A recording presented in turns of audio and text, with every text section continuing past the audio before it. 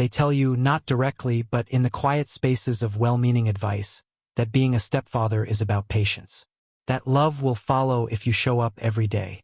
That consistency makes you visible. That sacrifice earns you a seat at the table. They don't tell you what it costs to be invisible. My name is Ethan. I'm 41. I live in Minneapolis, in a house that echoes at night when the laughter dies down, with my wife Rachel. We've been married 4 years. I have a son from my previous marriage, Noah, 12. He's thoughtful, skittish in a way that makes me worry I've passed on more than my name. He flinches when voices rise, apologizes when he's done nothing wrong. Rachel has a daughter, Samantha, 15. Rachel says she's spirited. I used to call it independent. Now I just call it distance. From the first day I tried. God, I tried. Not the way a man tries to impress a woman. No flowers, no speeches. Just presence. Just showing up. Just being there when she needed a ride. A tutor. Someone to answer the door when her contact lenses arrived. She never asked for anything, but everything came through me. Her health insurance. Her school trips. Her summer camps. Her therapy when she refused to talk to Rachel. I paid for all of it. She never called me Dad. I never pushed for it.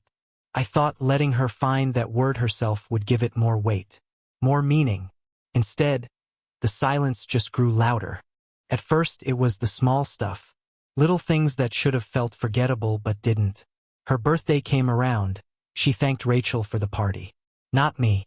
When we take family photos, she'd lean into her mother, like I was the photographer, not part of the frame. I bought her a laptop when she got into video editing. She used it every day. Never once mentioned where it came from. I told myself she was young, that this was grief disguised as indifference, that she missed her father, that maybe there was a war inside her between memory and the new shape of our family. I respected that war. I gave her space. Too much space, maybe. I didn't push. I thought patience would earn me something. Respect, maybe. Or at least acknowledgement. But it didn't. All it did was dig the hole deeper. It started showing in how she treated Noah. Like he was a parasite instead of a sibling. She'd shove him out of rooms. Take the remote without asking. Claim seats at the dinner table like they were territory she had to defend. I'd ask her to be kind. Not harshly, not with any threat, and she'd roll her eyes. Sometimes she'd walk away before I finished speaking. Sometimes she'd look at Rachel, like only her mother's voice mattered. And Rachel would say nothing. Sometimes she'd mutter something to break the silence. Sam, come on. Or, he's just trying to help. But she never raised her voice. Never stepped in the way I needed her to.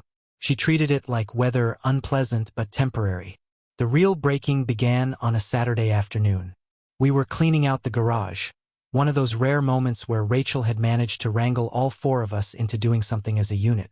Samantha was tossing old boxes onto the driveway, huffing with every trip like we were asking her to lift boulders. Noah was quietly following behind, trying not to get in the way. At some point, I told her, lightly, "Be careful with that one.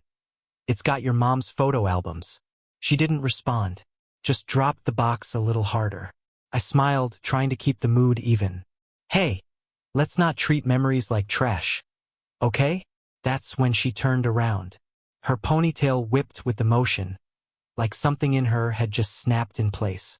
And then she looked me straight in the eye and said, "You're not even legally anything to me."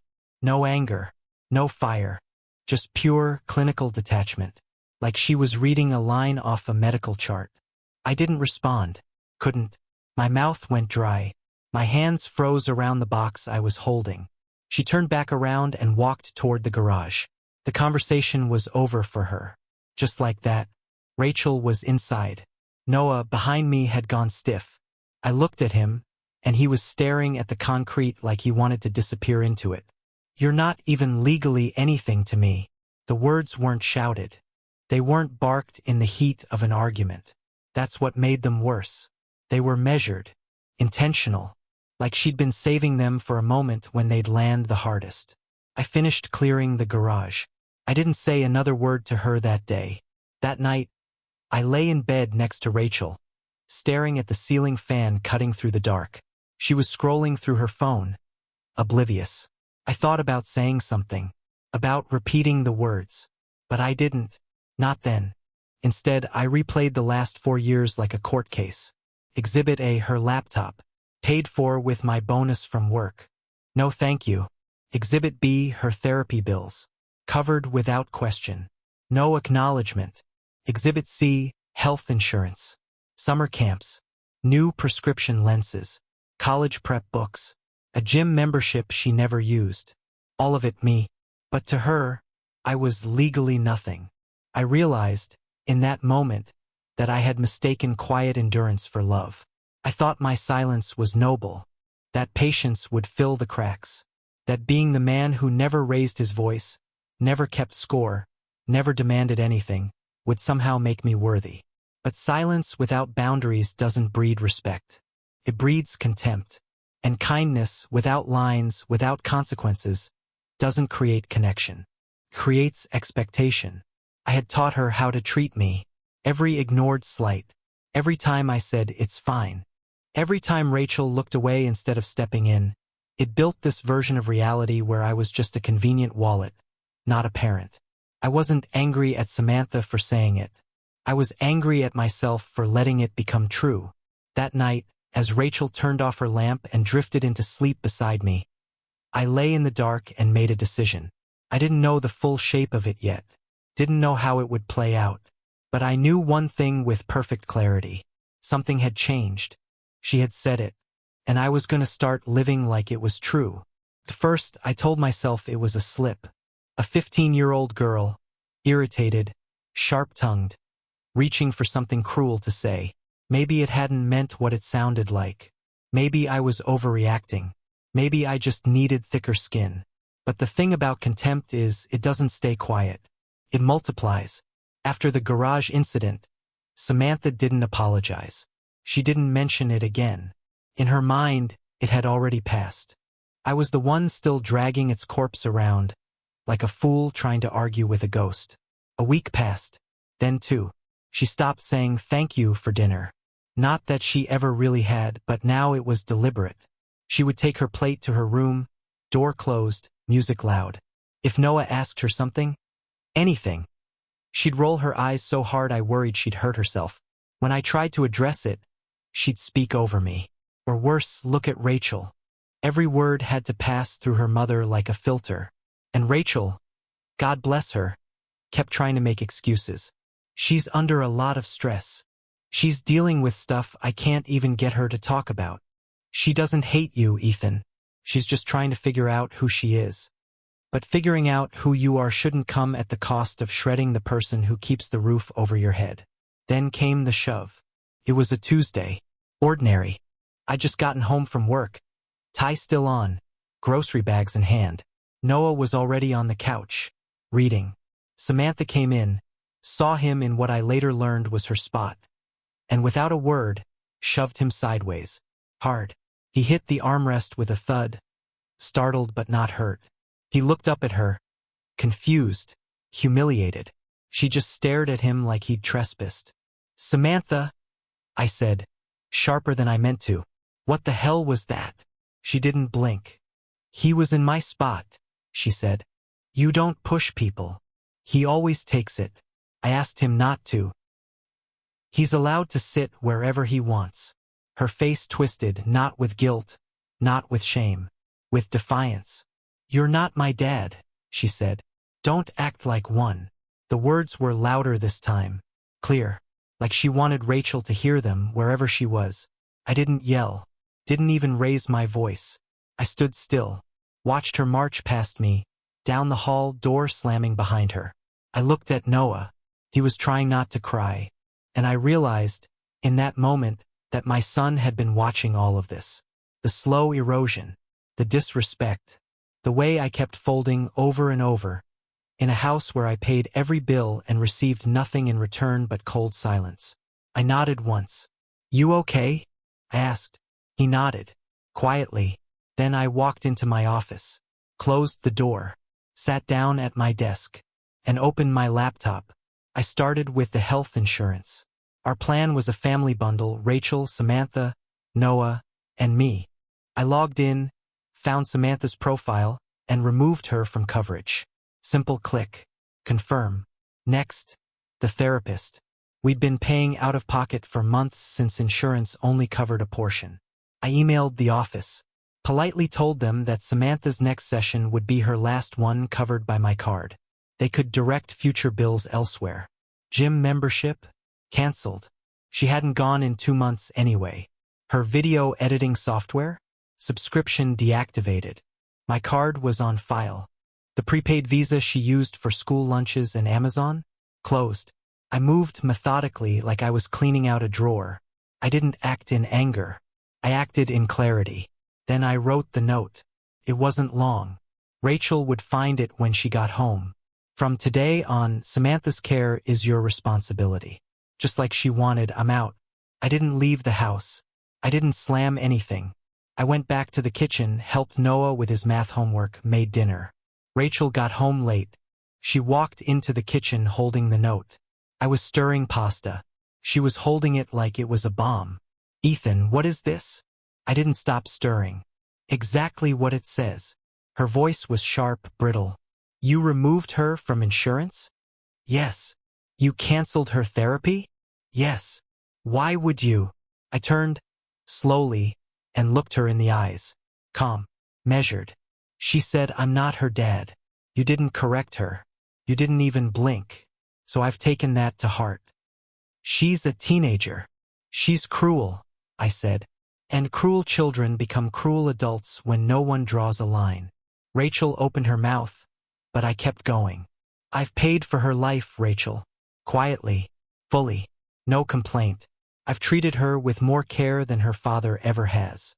And in return, she has reminded me over and over that I'm nothing. She's struggling, and so am I, with being a ghost in my own home, with watching my son get shoved because he sat in the wrong place, with spending my money on a child who sees me as an ATM with legs. She was quiet then. I kept my voice even. I'm not punishing her. I'm just adjusting my role. She said I'm not her father, so I'm acting like it. Rachel stood there, stunned. She didn't yell. She didn't cry, because deep down she knew it was fair. I washed the dishes after dinner. Noah read quietly. Samantha stayed in her room. And for the first time in months, the house didn't feel like it was vibrating with tension. Felt still, balanced. No more guessing where I stood. I had finally said it out loud with action. And now they would have to live with it. Rachel didn't speak to me for the rest of that night. Not directly. She sat on the edge of the bed, scrolling her phone like it was a lifeline, occasionally glancing toward me like she wanted to say something. But the words wouldn't come. Or maybe they came, but none of them sounded like the right ones. I slept easily. Not because I felt good, but because I felt done. There's a strange kind of rest that follows a decision made too late. The kind that lets you unclench after years of holding your breath.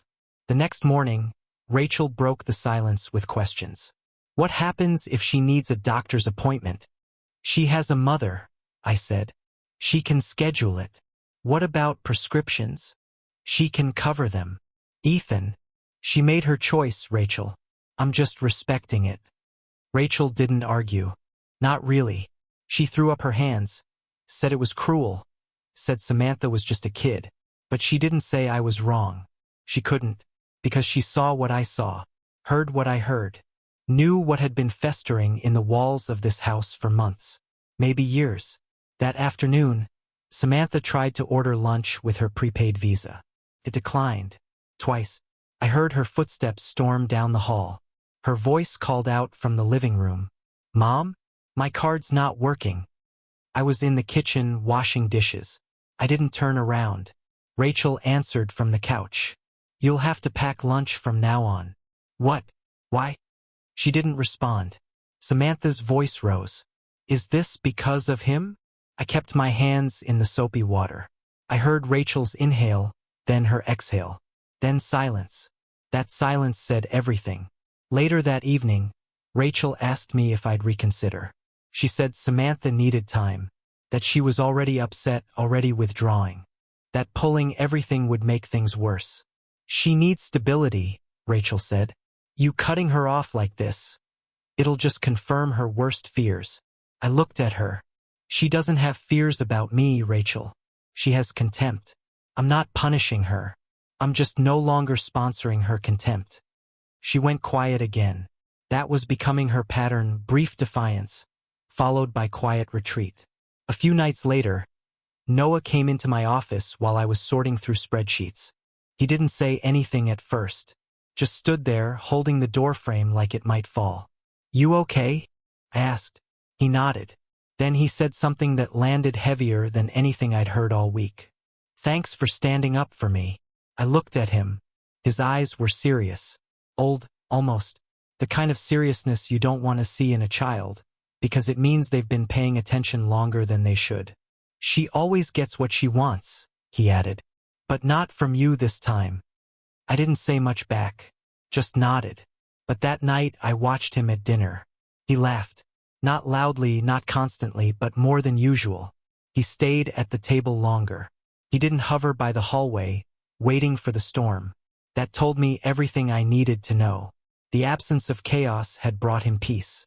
By the end of the week, the ripples began spreading. Samantha asked Rachel for her therapist's number. She wanted to reschedule a session. Rachel told her she'd need to figure out the bill. That led to yelling, accusations, slammed doors. You let him do this? Samantha shouted. Rachel didn't answer. Again. Not because she was siding with me, but because, for the first time, she didn't have a defense. Samantha started noticing the other things. No more Uber rides to school on my dime. No more Amazon packages. Her editing software locked her out. Even her Spotify went back to free tier. I didn't gloat. I didn't mock her. I didn't so much as raise an eyebrow. I was done playing the invisible benefactor. Let her see what she called legally nothing really looks like when it leaves. On the 8th day, Rachel sat me down after dinner. Noah had gone to bed.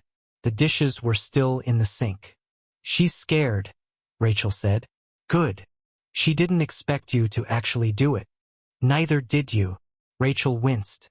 This isn't what I wanted. No, Rachel. What you wanted was for me to keep paying and keep taking it. To stay quiet. To smile while she shoved my son. Told me I wasn't her father, and used every benefit of this house like it was hers by right. I stood up, walked to the sink, started rinsing plates. She said I'm legally nothing to her. I'm just finally living accordingly. Rachel came up behind me, her voice lower now. You know she doesn't mean it. She said it twice. Once like it was a fact. Once like it was a we asterisk p asterisk n. Either way, she meant it. She's just hurt. So am I said, drying my hands. But I don't hurt people who feed me. Rachel went silent again. The silence was different this time. Heavy. Like resignation. That weekend, Noah and I went to the park. Played catch. Ate hot dogs from a food truck. On the way home, he asked if we could stop at the bookstore. He wanted a graphic novel. I bought it. He said thank you. Meant it. When we walked back into the house, I heard Samantha's voice down the hall. She was on the phone with a friend. No, he's not paying for anything anymore. Yeah, I know, right? Mom's freaking out. No, I'm not talking to him. I don't care. She laughed after that.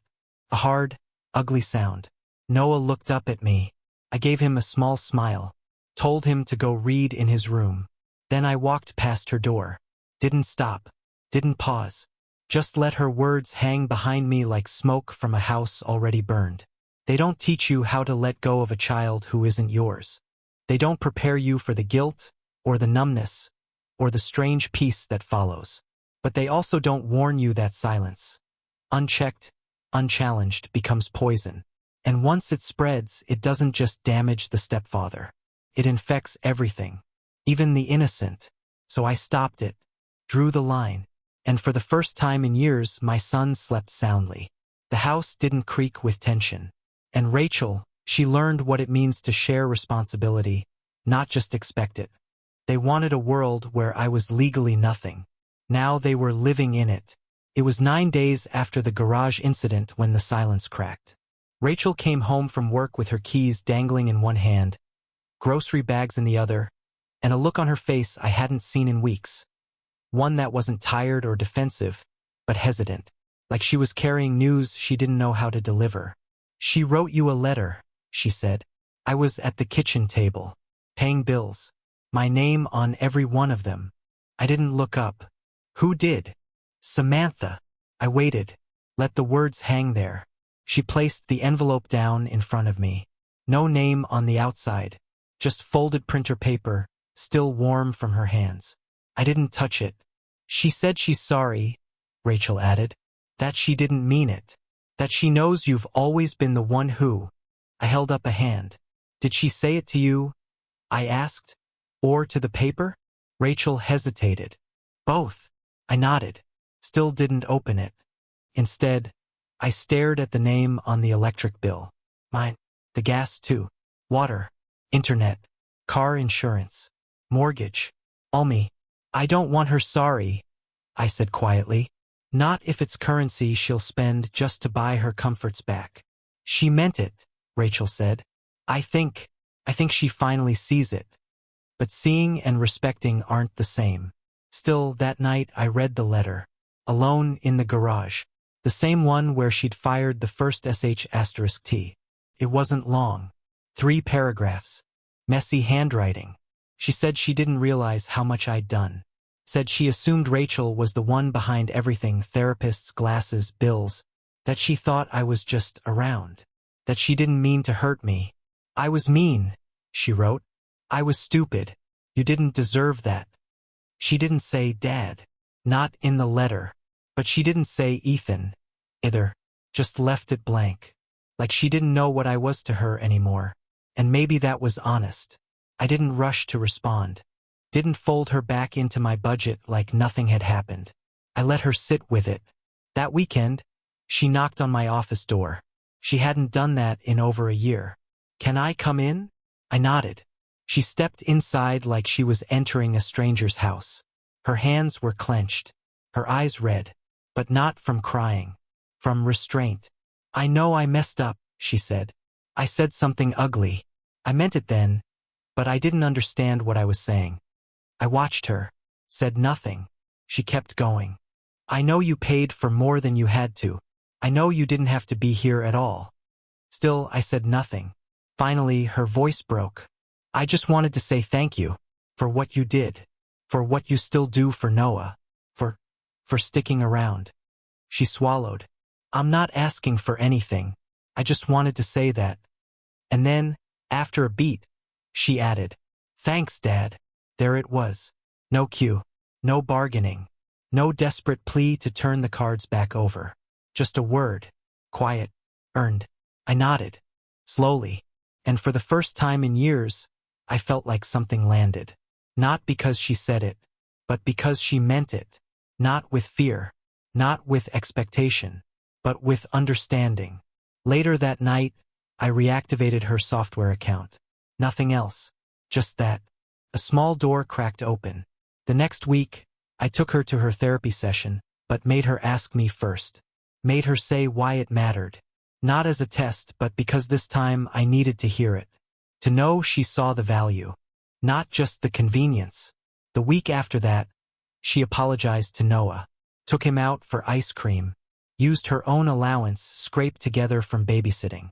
Rachel cried when she heard. Said it was a breakthrough. Maybe it was. But I didn't celebrate. I didn't let relief take root too fast. Because bridges burned in silence don't get rebuilt in a single gesture. You can't pour gasoline for years and expect one match to rebuild what you scorched. Still, I watched, listened, measured. And slowly she started coming back. Not as a child, but as someone trying to learn how to honor what she'd once taken for granted. By fall, I'd added her back to the health plan. Quietly, but I made her mother tell her. I needed Rachel to stop standing on the sidelines. I needed her to step up too. To stop being the diplomat and start being the mother. She did. And for once, she didn't ask me to soften. She thanked me instead. No conditions. No bargaining. Just, Thank you for giving her a chance to earn it, not get it. Earn it. That distinction mattered more than she knew. The hardest part of fatherhood isn't love. It's withdrawal. Not the absence of affection, but the absence of service. Because when love becomes labor, and labor becomes expectation, and expectation becomes entitlement, you have to walk away before the weight crushes you. Samantha learned something. Rachel did too. And Noah? He learned that boundaries aren't the enemy of peace. They're the foundation of it. Our house got quieter. Not from silence, but from respect.